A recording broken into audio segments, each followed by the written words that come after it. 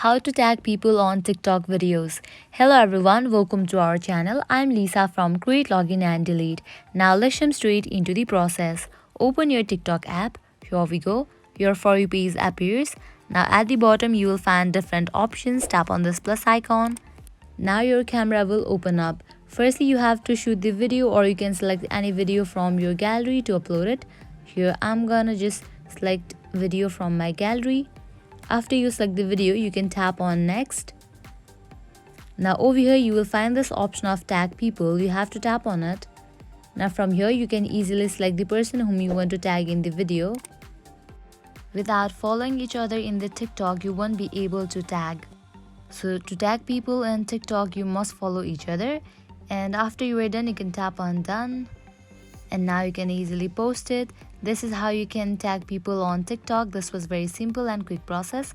I hope now you guys are clear about it. At the end, if you find this video helpful, make sure to like, share and subscribe. Thank you.